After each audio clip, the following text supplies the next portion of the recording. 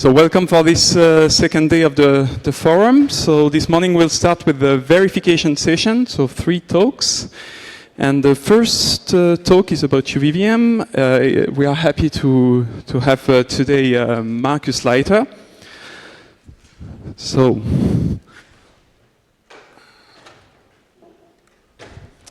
let me introduce him. Markus Leiter studied embedded systems design at the University of Applied Sciences, Upper Austria in Hagenberg, where he specialized in FPGA verification. He is the co-founder and CEO of P2L2, an FPGA-centric design and verification house based in Austria, and lectures on FPGA design and verification at the same university. Today, he gives us a deep dive into the internal structure of the open source FPGA verification methodology, UVVM. So Markus, the floor is yours.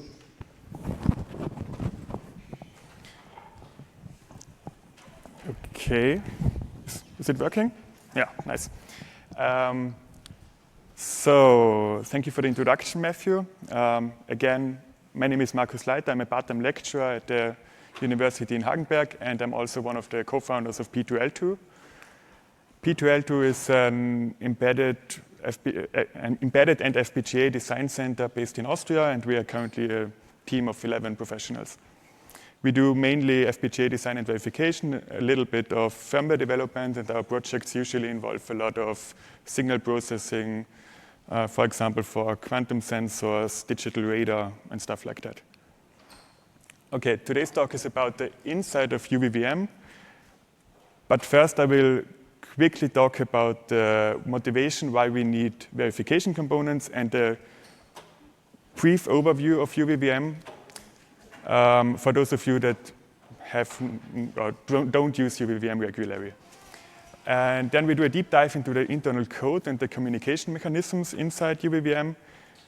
And finally, I will show you how you can start building your own custom verification components.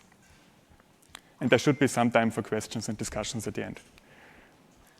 Okay, why do we need verification components? So usually our device under verification has several different interfaces. In this example, a UART and an I2C interface. Now, what we usually do in our test bench is implementing a VHDL procedure that produces the low-level bit banging code for that interface. So we have one procedure for UART, another procedure for I2C. And these procedures are called bus functional models. Now, in our test bench, we can only call one procedure at a time inside one process. And if we want to have concurrent interface activity on several interfaces, we need several processes. So that leads to a test bench that is distributed across several processes, and we need some strange kind of synchronization between these processes. And in the end, it's very hard to understand what's happening inside this test case because the test case is just cluttered and distributed across several processes. And to work around that, we use verification components. A verification component is a single entity and architecture dedicated for one interface. So we have, in this example, a UART component, another UART component for the second instance. So this device under verification would have 2 UART interfaces. And then there's, in this example, an XC verification component. So each of these components has its own process that can handle interface activity concurrently. And in the test sequence, here, we just send commands to the components, which then execute the commands concurrently. Okay. So let's have a closer look into the UVVM architecture. In UVVM, you usually have a test harness that is used to connect verification components and the device under test.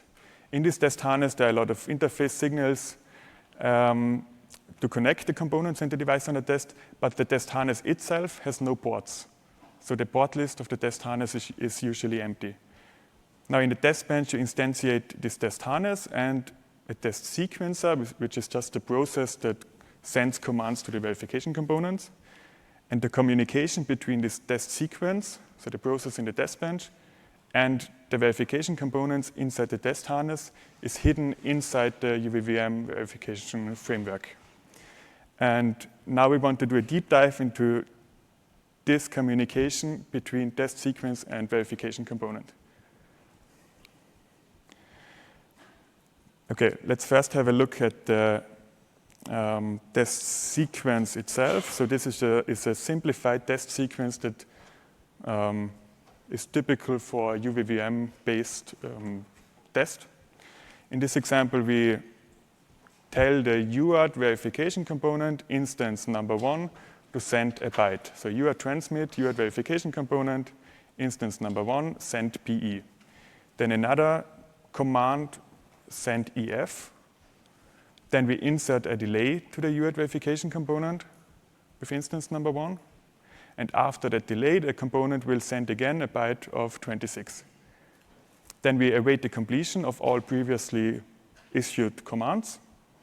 And after the completion, we could, for example, ask the exe verification component to check if there is now the data beef at address FDF26, for example.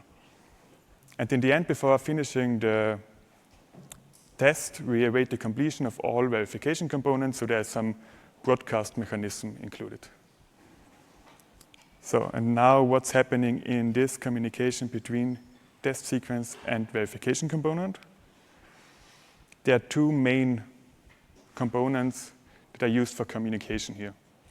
It's a shared variable called the VVC command record and a global shared signal or package level signal that is used to trigger the verification components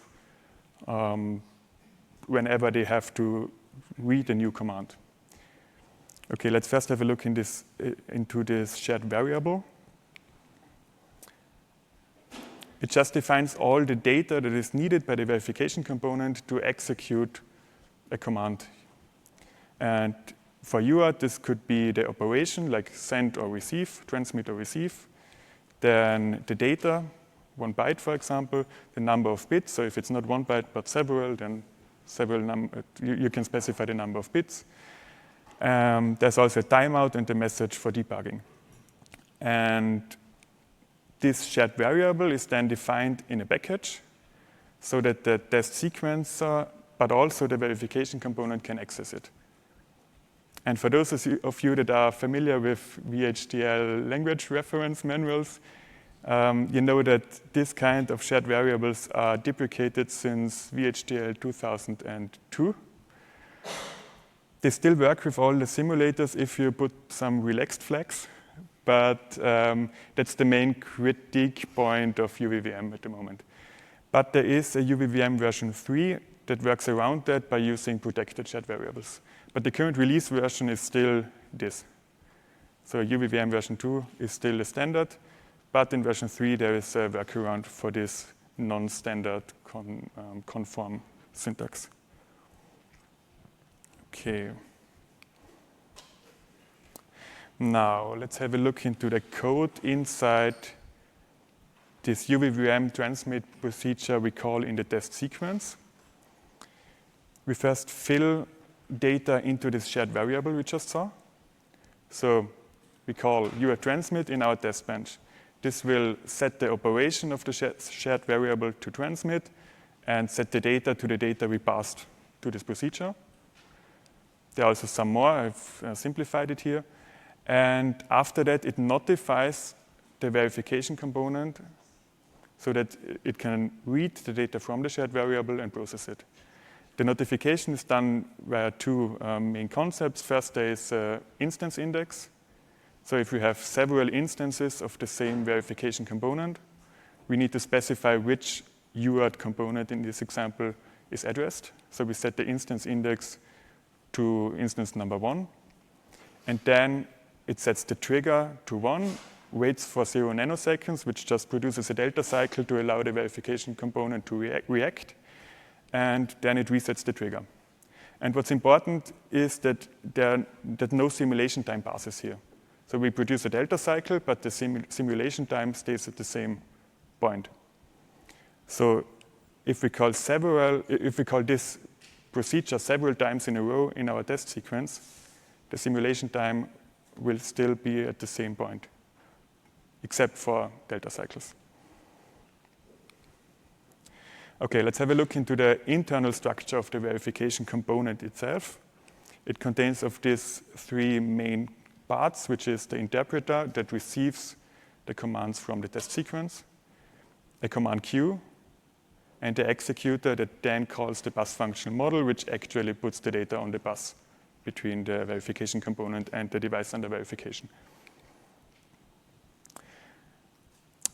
So here you can see now the internal structure of one component.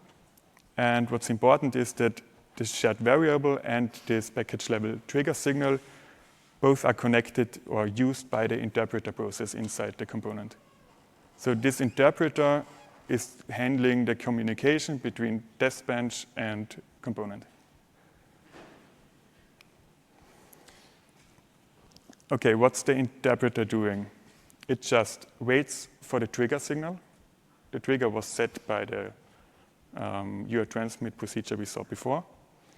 And as soon as the trigger arrives, it checks if this instance is the target instance. So is this command targeting me as an instance? And if so, it dispatches the command based on its operation, which could be a queued command or an immediate command. Queued commands is everything that is that should be executed later on, and the immediate command is something that could be done immediately in zero simulation time, which is mainly for management commands like enabling log messages, disabling log messages, terminating the current command, flushing the command queue, and so on. But our transmit call would definitely lead to a queued command, and so the interpreter puts the command in the queue. Now, in the previous example where we said send 2 bytes, then wait for 100 nanoseconds, then send another byte, the queue could look like this. So there are 4 commands in the queue, 2 transmit commands, a delay command, and another transmit command. And up to this point, no simulation time passed. Only as soon as we await the completion of the verification component with instance number 1, the simulation time will actually pass, and the verification component will take the commands from the queue and execute them. And the final part now is the executor. The executor will fetch command from the queue, look at its operation. So is it a transmit or receive command in this UART example? And then call the bus functional model using the data that is stored in the command, which was passed using this shared variable we saw before. And now that's the actual point where we call the bus functional model, and the data is put on the bus between component and device under verification. Okay, now I want to do a recap of this whole series of events. We call transmit in the test sequence. This will copy the data we passed here into a shared variable, then set the instance index and the trigger. All the verification components of this type, so all UART verification components, will receive this trigger. Check if the instance is the target instance. So this is instance number 2, it's not targeted. This is instance number 1, it is targeted. Then if it's the target instance, the interpreter will copy everything from this shared command into its internal copy and put it in the queue. The executor will take it from that queue, call the bus functional model, and finally put the bits on the bus between component and device under verification. Okay, and now this is a lot of management code or boilerplate code or code overhead. And if you want to develop your own custom verification component, you don't want to write everything on your own. So luckily there's a generator script included in UVVM. That's simply a Python script where you have to pass the component name. So in the simplest version, you just pass a component name, in this case Rocky V2, and it will generate all the files that are needed, and it will also include all the common code, so you don't have to write the common code again, only the interface-specific code. There are 4 main output files of the generator. It's the method package that includes the procedures you call from your test sequence. Then a command package where you define the structure of this shared variable. So there you need to put all the data that is needed to execute the command in this shared variable record. Then there's the component itself, so the component that contains the interpreter process, the queue, and the executor. And finally, there's a bus functional model package where the low-level code is implemented. And this bus functional model is definitely the most challenging part or the most time-consuming part of everything. So if you already have a bus functional model for your interface, you could easily convert it in a verification component. So I would say these 3 files need you 1 or 2 hours to implement, and the bus functional model is depending on the complexity of the interface, but could be several days, of course. Okay, and in this generated code, you will always find comments that are tagged with this user input tag, and that are the places where you need to put your own code. This is an example of the executor where you need to call the corresponding bus functional model. There's always an example code, but depending on the complexity and on your interface, you need to adjust it. Yeah, that's it. Thank you for your attention.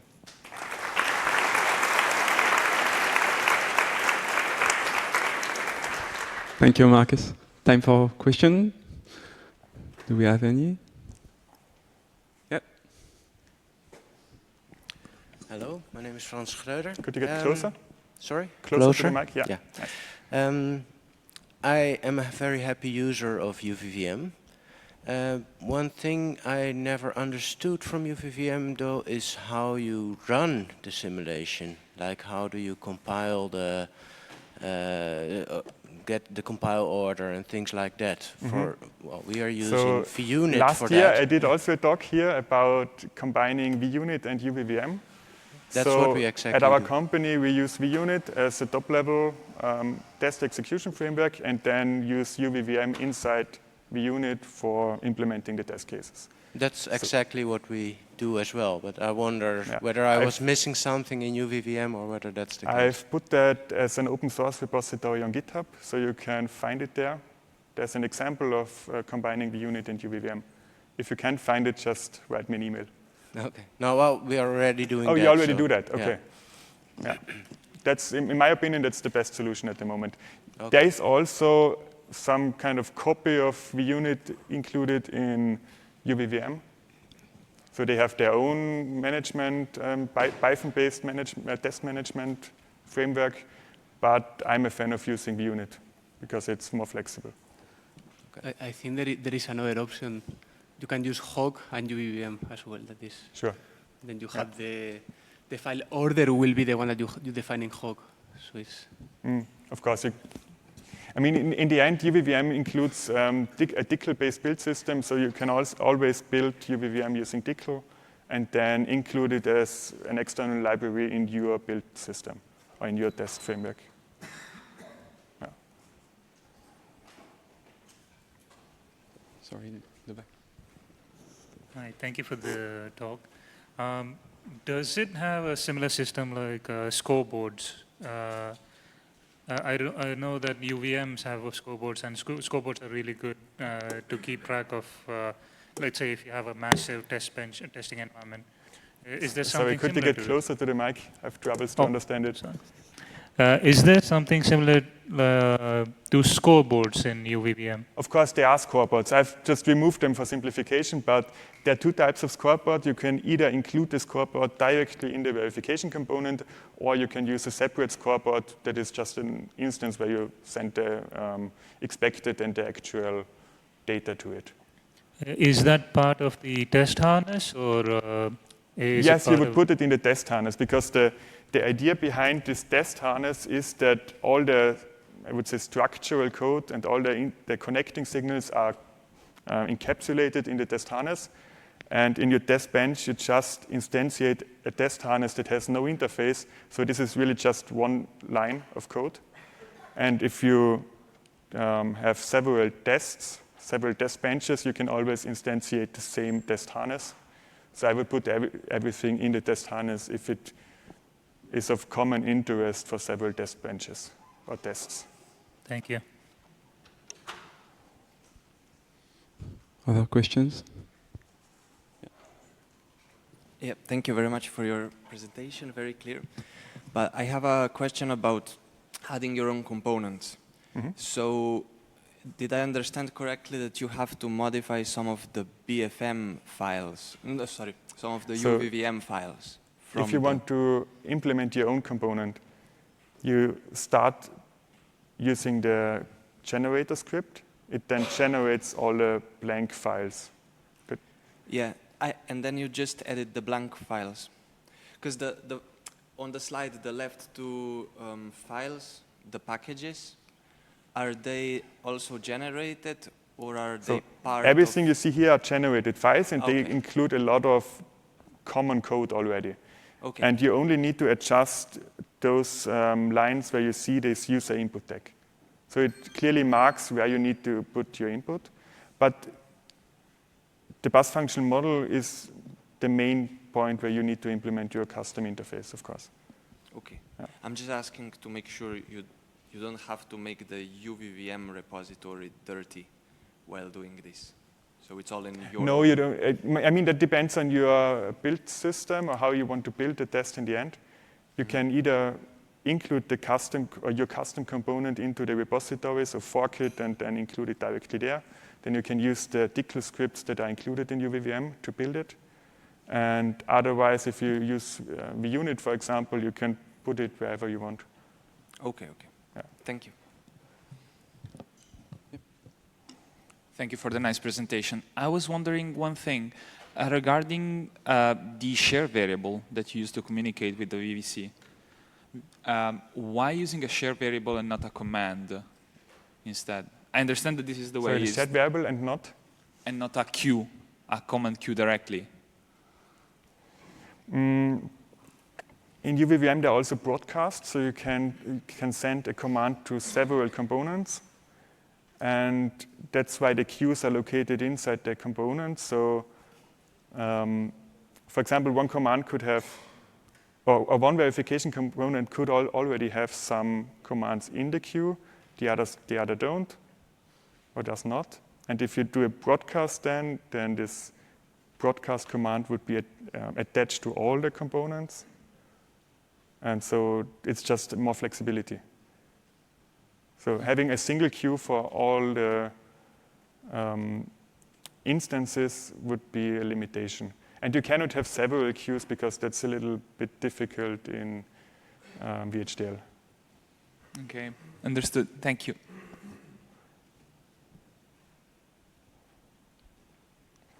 Regarding this topic, I have one question myself. How does the queue complicate the whole orchestration of your test bench? Because you want to have your test sequence in the test sequencer, but there is the queue behind the scene doing some delays. How does it? What is your feeling? In the end, you want to have concurrent interface activity here. And if you put commands in the queue and then await the completion for the commands, these commands can be executed concurrently. So the first instance uses its queue and executes the commands, while the second would also execute commands that are in the queue, and the third also. So you can concurrently execute commands. But you need to be careful then when you write your sequence to know that things are in the queue. You need, but still you can write it in a sequence, and you don't have to distribute it across processes, what you would have to do if you don't have verification components. But yes, you need to be careful to really do it, align it with each other. Step by step and not mess. Yeah, I mean, you can, using these delay commands, you could, for example, say, I want to issue a UART command, and 100 nanoseconds later, I want to exit the EXE. And then if you have If you want to do randomization test, for example, you could randomize this 100 nanoseconds and then have every combination and gain. It's really flexible. Thank you. Any other question? I have a question. Who is using UVVM actively? Okay. Who has written its own verification components? So all the others should start with it. Last chance Any more for questions? a question. Yeah. So, in the age of Coco TV, can you give me a reason why I should still stick with stuff with OSVVM and UVVM? Like, what does UVVM can do that I cannot do in Coco TV? Thank you. Okay. So I can tell you why I prefer doing it in VHDL. First thing is simulation performance. In Coco2B, you always have interaction between Python and simulator. And for example, if you really drive the clock in Coco2B, then you have interaction every clock cycle, and that simply slows the simulation down. Then another thing is the compatibility of of types. So in VHDL, you could easily build an unsigned that is 57 bits wide. You cannot easily do that in CocoDB. Of course you can, but it will also be a little bit complicated. There are no native types for that. That again slows down the simulation. So where I really prefer CocoDB is when you want to have a concurrently executed golden model. So if you have a golden model in Python and you want to execute it concurrently to your simulation, then CocoDB is definitely a good choice. But apart from that, I prefer doing it in VHDL. Because many times people say they need CocoDB. They could also do it in VHDL by just pre-processing data, loading it in the test bench, storing it at the end, and then post-processing it using Python again. And that's the more, you get more performance using that. Last question. Does UVVM allow you to test DUVs in another language? Let's say, for example, in UVMF, it's a system Verilog-based framework, and you can test VHDL-based designs. Can you do that? Can you do the converse of it? Like, UVVM is VHDL-based. Can you do test Verilog-based designs on it? There are some instances where you don't have enough time to convert the Verilog to VHDL. Just test it. I mean, if you have a mixed language simulator, you can build your test bench in Verilog, in VHDL, and the device under verification could be a Verilog design. That is possible. You just instantiate it as a component. Understood. So that's not a problem. If you want to do that, I'm not sure, because if you're used to Verilog, I'm not sure if you want to write your test bench in VHDL then. But you could. Yeah. Thank you. Okay, let's thank Markus again. Okay. Thank you.